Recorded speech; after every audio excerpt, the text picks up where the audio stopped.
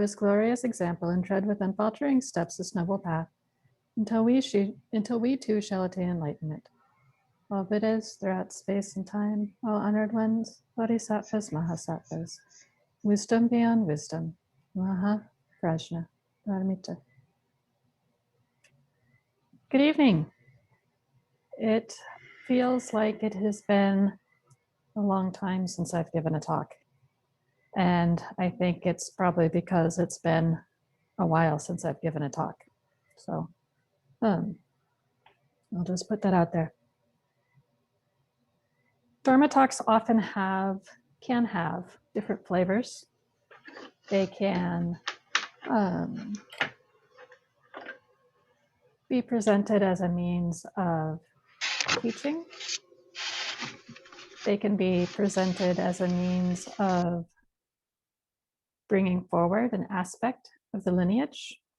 They can be presented as a means of connecting Sangha. They can be presented as a means of offering encouragement. And I think it's that last aspect that I'm touching on for this particular talk, this aspect of encouragement as well as Sangha connection, perhaps. And I want to start off with a parable from the Lotus Sutra. It's a very simple parable. And we often talk about it in terms of the parable of the medicinal herbs. And this is a short piece from the Lotus Sutra that speaks of the Dharma as rain falling from a cloud. And this rain falls equally everywhere. And each thing it falls upon takes up what it needs. So the small plants take up the small amount of water that they need, and the medium plants and shrubs take up the amount of water that they need, and the large trees take up the amount of water that they need. So each, according to its kind, takes what is needed from this Dharma rain that falls everywhere. And this is the parable that Dharma Rain Zen Center takes its name from. And the way name of Kyogen Gyokoko is Ho'un, which means Dharma cloud. So Shintai mentioned this Dharma cloud lineage that we're a part of. And so that too is connected to this parable of the medicinal herbs. It's one that is very close to my heart, this idea that the Dharma falls equally and we each take up what we need. And one of the reasons my mind turns towards that is that I've been thinking about the amount of Dharma that is available right now, especially during this time of pandemic when everything has been locked down for over a year now. And many Sanghas have moved online, which makes things like distance not a problem the way it was before. Time zones can still be a problem. We still have to think about time zones and calculate. If you're zooming in from Australia, you have to do a little bit of math to show up on time. Or if I'm thinking about a sitting group on the East Coast, I have to do some math to make sure I show up at the particular time, the right time. I once flew to the East Coast for a conference and arrived a day early. So let me just say that as a little sliver of why I need to remember to think about time and counting. There's nothing more terrifying than flying into JFK and realizing that the people coming to pick you up are going to be coming to pick you up tomorrow. Oh no, what do you do? I made a phone call and cried, just so you know. That's how that wrapped up. I was picked up early. It was okay. Everything ended up okay, but I did cry.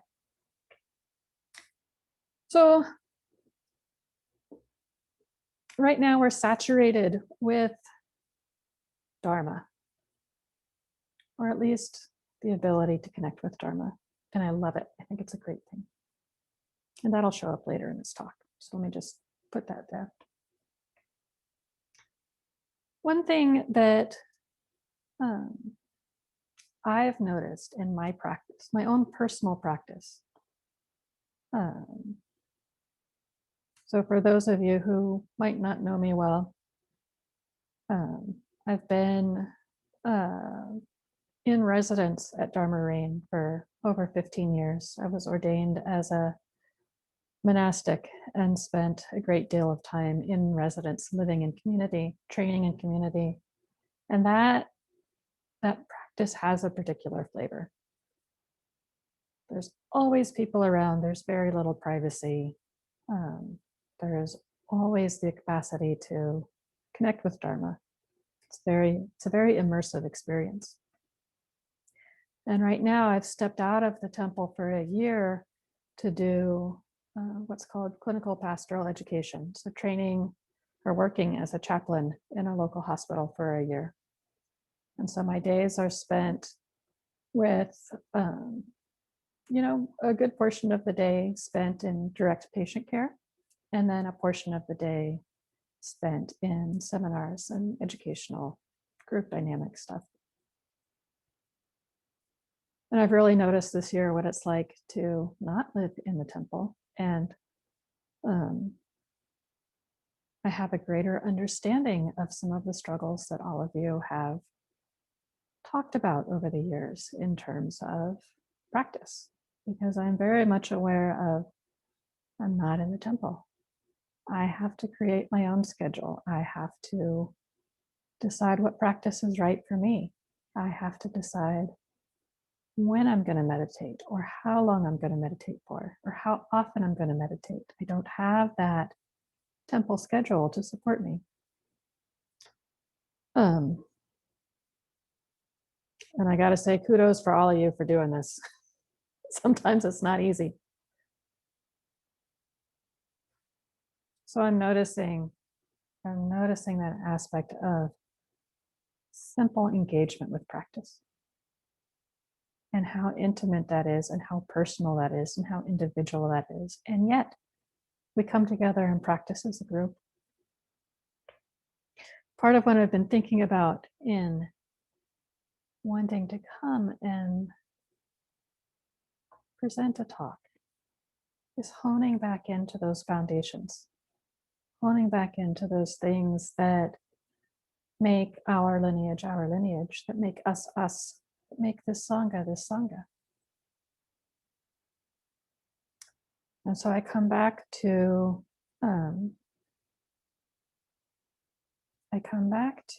some of these basics of Zazen, which just means seated meditation. We have our practice in Zazen of Shikantaza, which is an objectless meditation that some people practice. Oftentimes when I'm sitting in a zendo and I look out across a room of people sitting still, or if I glance up during one of our Zoom meditations and I see people sitting still with their eyes downcast or closed, or even with their camera turned off. I don't know what your practice is. Some of you are probably practicing Shikantaza. Some of you are probably practicing other forms of meditation. And we have many. We have concentration meditations. We have analytical meditations. We have insight meditations, visualizations. All of these are within the realm of Buddhist practice. Some people enjoy guided meditations, which is not something we do here together, but perhaps on our own. We have metta meditation, Tonglen from the Tibetan traditions, mind trainings, mindfulness. All of these are meditative practices. So we have meditation as a foundation. We also have precept study and karma relationships. This aspect of using the precepts as a touchstone or an anchor or how we navigate our day, how we find meaning in the things that we encounter. I went back and looked at some of the temple culture descriptions that Dharma Rain has that describes some of this flavor of, of what this lineage is about. And one of my favorite pieces, I'm going to read from that document just briefly here. The roots of the traditional practices of our temple are traced from the teachings of Shakyamuni Buddha. The Mahayana traditions of Madhyamaka and Yogacara, those are the philosophical streams. Chinese ancestors of Saodong Chan, Japanese ancestors and founders of Soto Zen, Dogen Kigen, Keizan Jokin. And there's a little bit about Dogen and Keizan. But there's also a part about Meiho Sotetsu and Manzan Dohaku. And these are names that we recited when we recited our ancestral line as part of our chanting service today. It says our style of practice honors the practice style of Meiho Sotetsu and his transmitted descendants through Manzan Dohaku, who emphasized the indispensability of shikantaza, everyday koans, face-to-face student-teacher relationships, and importance of community outreach. And when I read that, that felt like home. That felt like, oh yeah, this is our family. This is our home.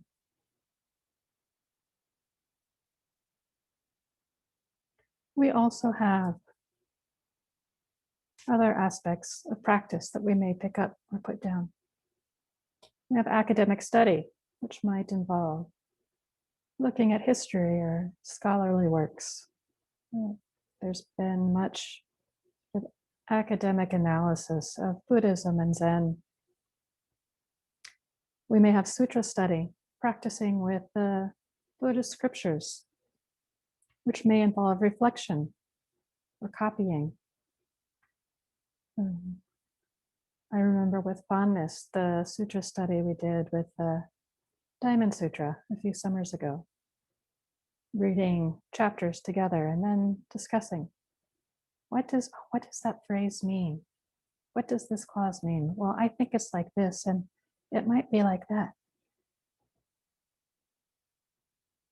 We have Dharma study, which might be study of various themes of paramitas or bodhisattvas, study of vow, how we bring this Dharma practice into our life. We have our ritual practices, chanting, which we did together earlier, making incense offerings, dedicating merit, perhaps bowing practices. I started doing 3 bows at the end of the day before I go to bed. Just because for me, having that capacity, that opportunity to bow, to bend my back, it feels like a gesture of humility at the end of the day. I've done my work, I'm ready for bed, and now I just want to bow and set my burdens down. Let the Buddha on my altar hold them overnight before I pick them up again the next morning, ready to start anew. When we talk about practice, one person's practice might look different from another person's practice. Your practice might be different from the person who's in the Zoom box next to you. Remember, going back to that idea of the Dharma rain, we each pick up what we need. For some people, bowing might not be the best thing for them, but something else will nurture them, some other aspect of practice. The tradition is very rich. But with all of these things that we might do, all of these practices that we can engage in, it might be confusing. We often want to know what to do or what is the right thing to do. The right thing for what? What is your goal? What is your motivation for practice? Is there a goal? Is the hope to fit in or to belong? Is the hope to try to figure out if we're doing it right? Motivation matters. And I'd encourage you to investigate what is your motivation for practice. Why do you do this? It's not just what brought you here, but what keeps you here.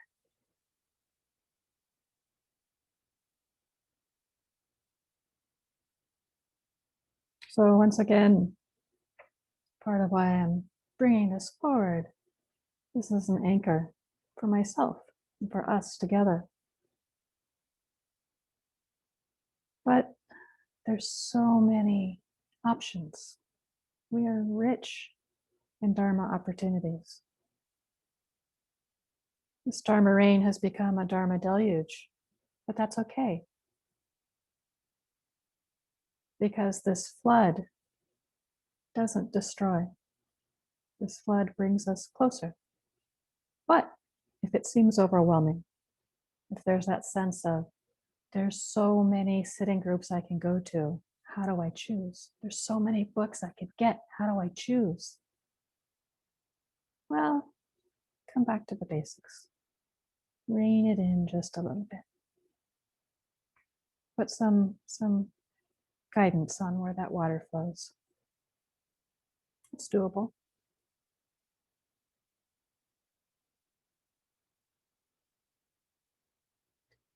I want to read a little bit from Shishogi.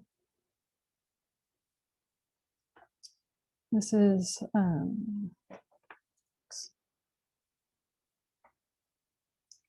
Shishogi is the meaning of practice and verification, and it's a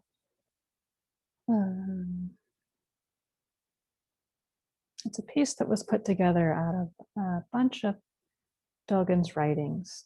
This was not something that Dogen himself wrote, but a compilation of various pieces.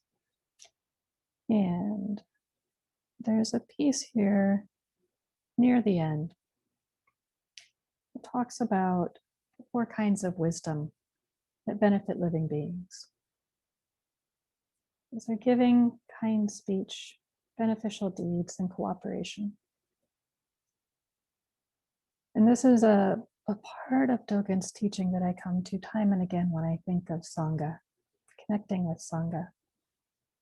So I'm just going to read a little bit.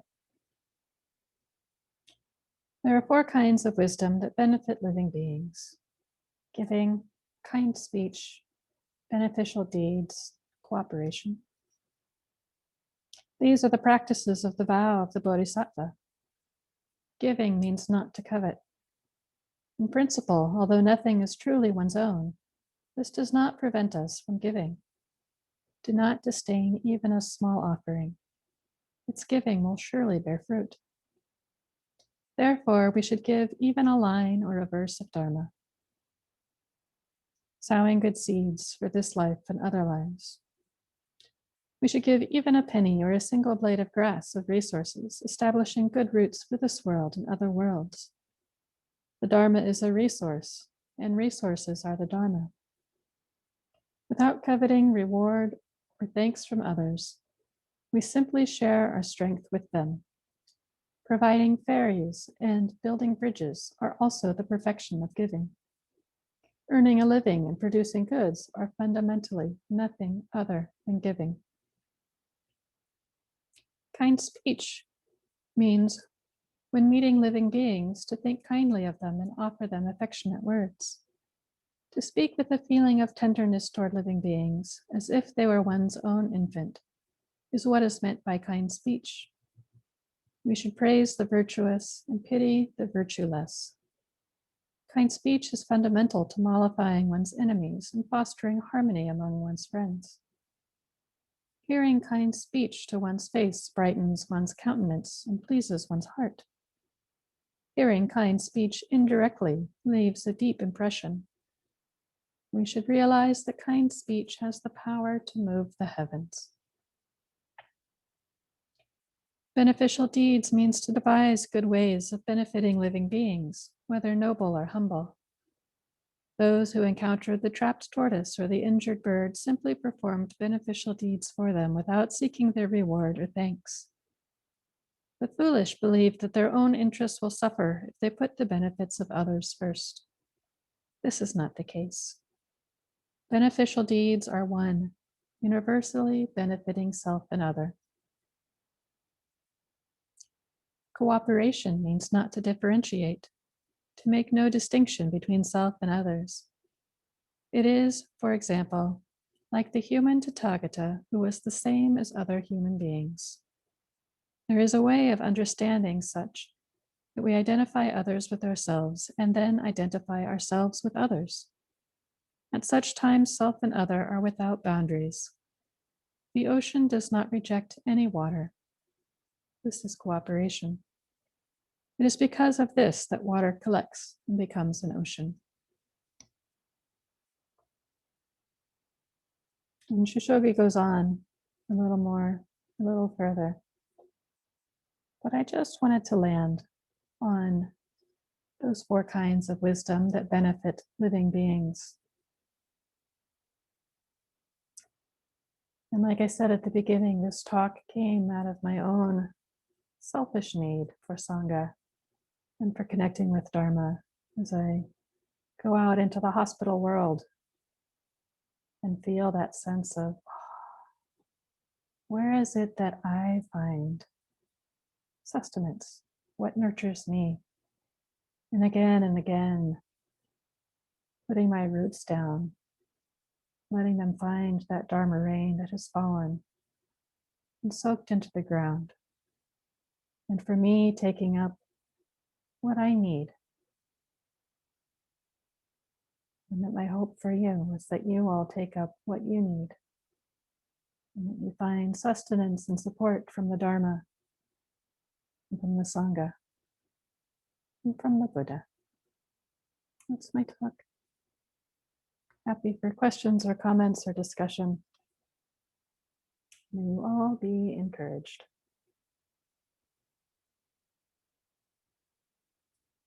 Pujit.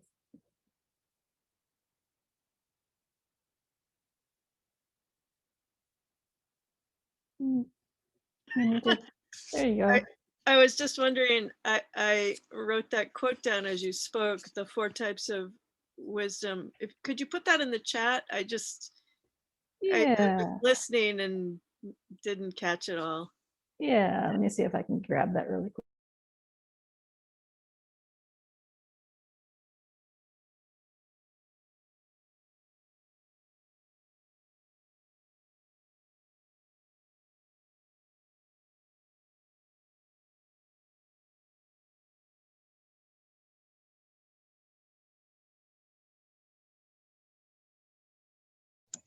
While you were talking, I told Mom what you said was really beautiful. Unfortunately, I don't remember which part inspired that, but it was still beautiful.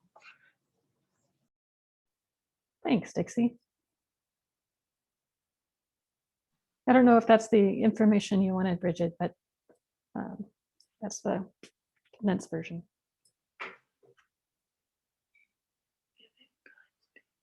How do you guys do this?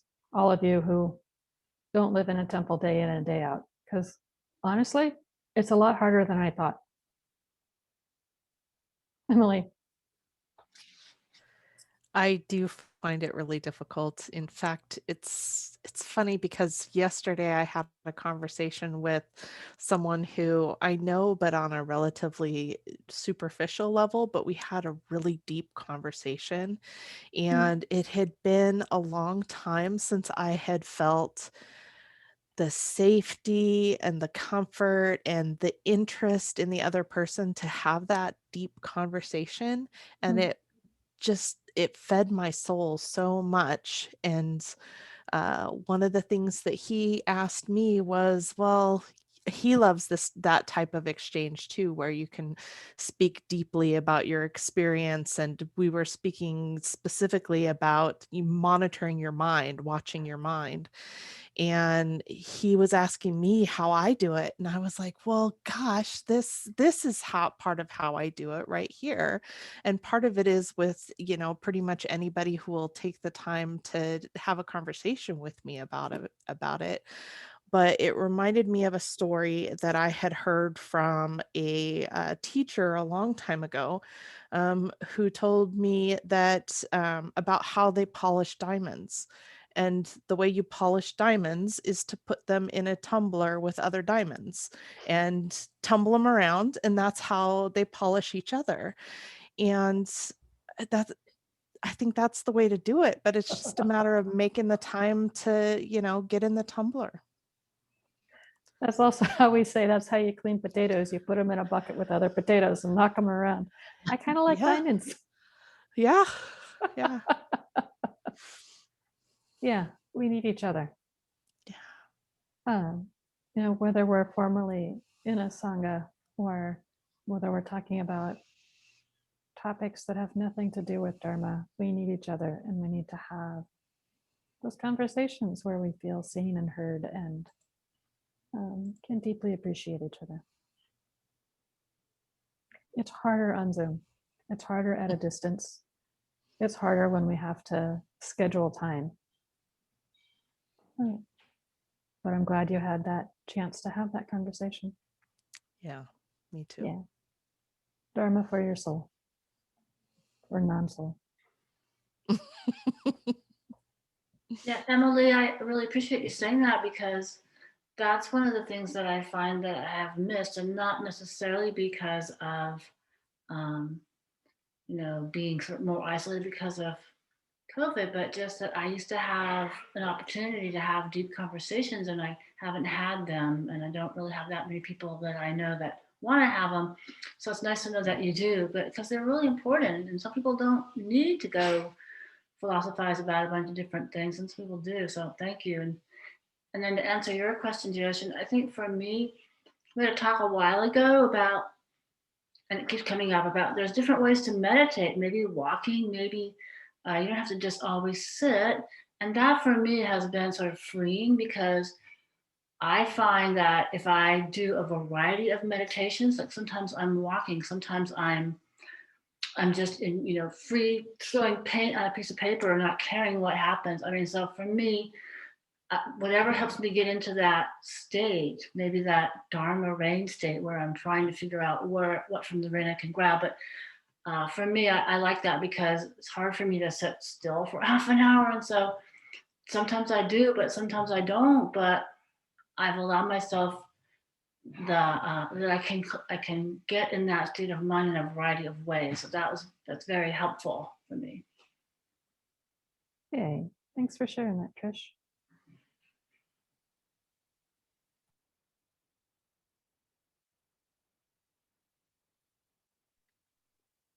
Peter.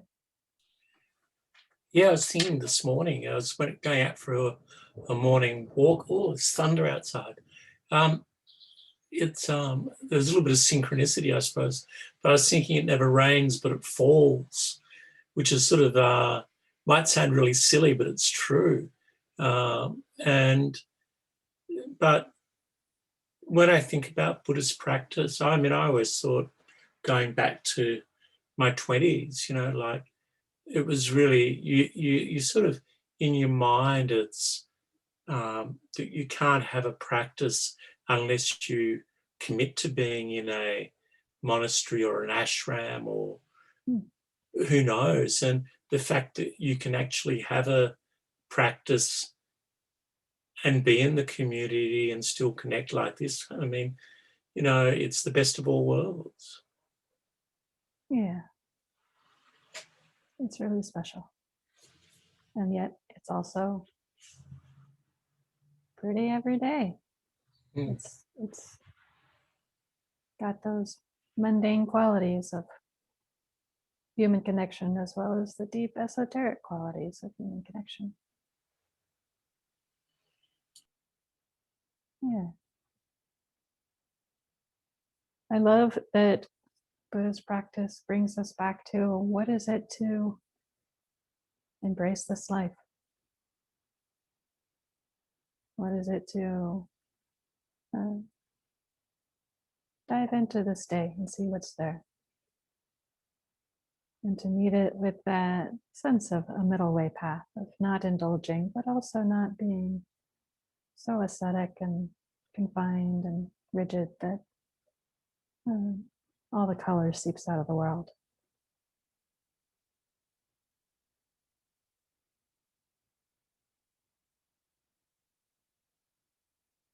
Other thoughts? I love hearing from you all.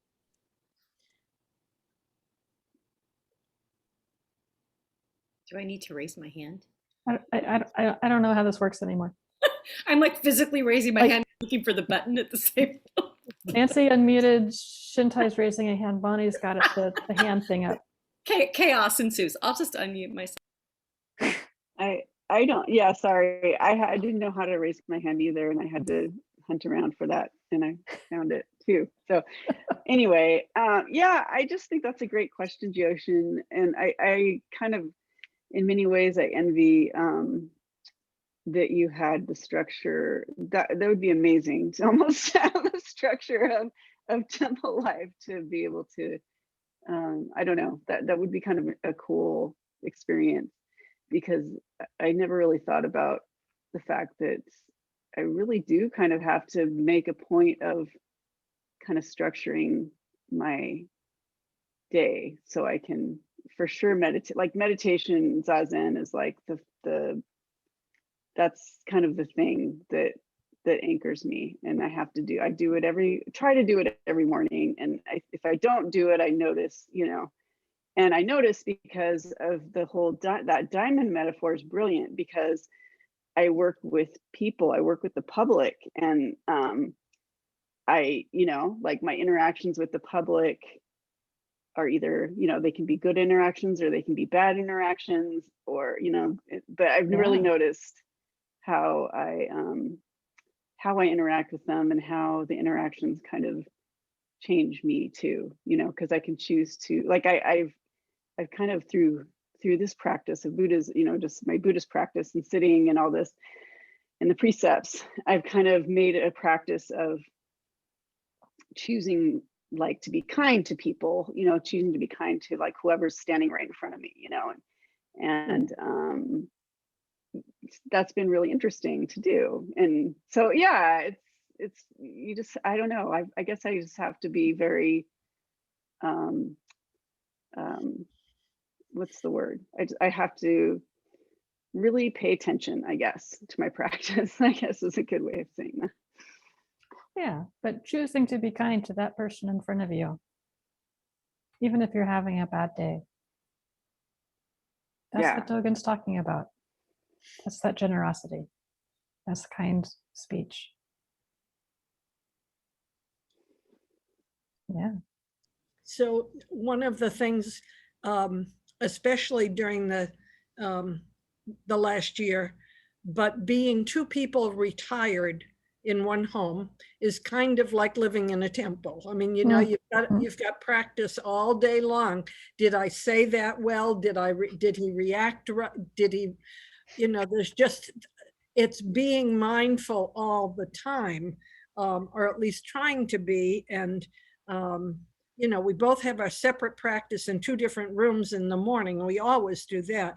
But then there's the rest of the day of how do we interact?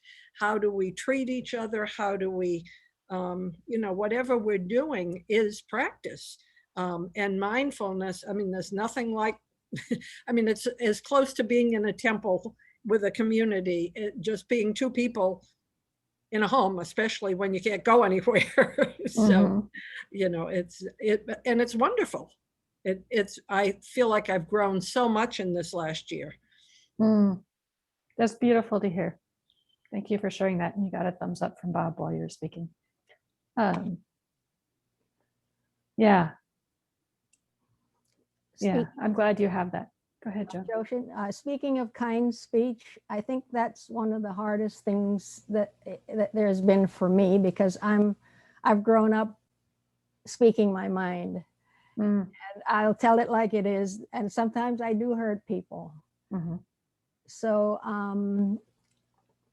I suppose it's a combination of sitting zazen and practicing Buddhism that I've found just even recently within the last few days. I've found that um, being more mindful of kind speech. I'm learning anyway. It keeps me from losing my temper and getting angry because somebody said something. But by trying to say it, respond kindly, then I don't react like I'd like to. Yeah. But it is a hard one, kind speech. So thanks for mentioning that. Yeah. And let yourself experiment with that. Oh, if you say something kind, what sort of response do you get? And the aim is not to say something that is kind and false, just to flatter, or just to appease, or just to assume that somebody will like you or agree with you. So let that wanting to speak your mind also help inform your kind speech as well. Does that make sense? It does. Well, I kind of say what I want to say, but in a more appropriate way, rather than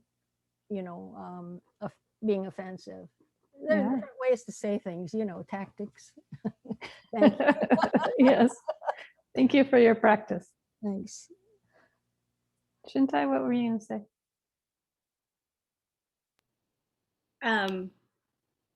Well, in answer to your question about, what sustains, right? Yeah. Your question, what sustains?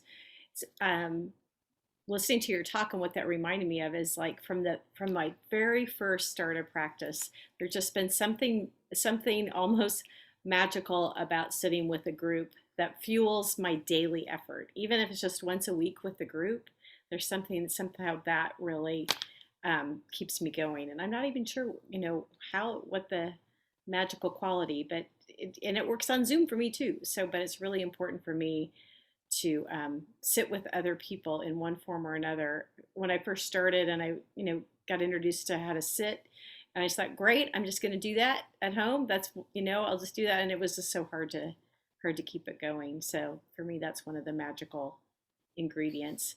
And the other thing, I tried to take a quick look to see if I could find it, but you reminded me of the document that used to be, may still be on the Dharma website about the culture document, which is, it's worth peeking at. I haven't looked at it in a couple of years, but it's so informative in terms of like the flavor of our particular lineage and how it shows up really in all the groups. I just couldn't quite find it, but it's every lineage has its own kind of emphasis and expression, and it's just kind of fun to know what you're part of. You don't even realize it until you visit other places and you see just the different flavors and emphasis. Yeah, and also some of the similarities. Oh yeah. If I go to Empty Field, there's a way in which it's like, oh yeah, I know this. Oh wait, so let's change that. And it's a both and. Yeah. That's a long, ugly URL that I put in the chat, but that will take you to that document. If you want to copy and paste it somewhere. Thanks. Yeah, thank you for sharing that, Shintai. And Peter, to your question, I don't wear robes at the hospital.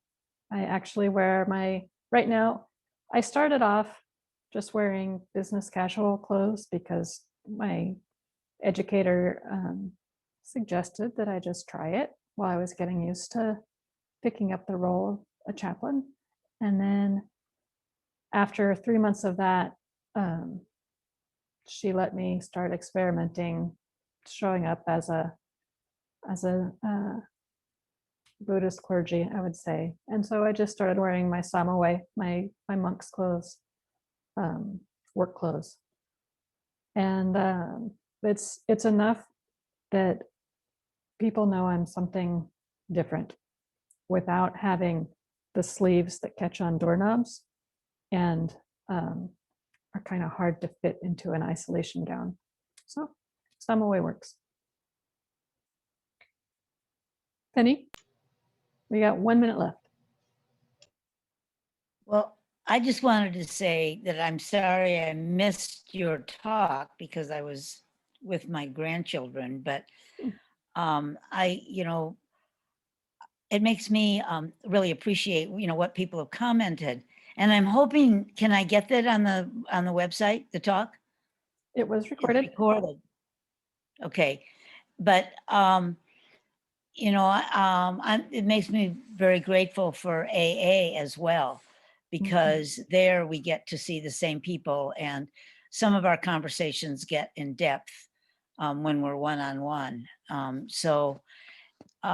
And it's like a sangha, and I also really appreciate our meditation here together.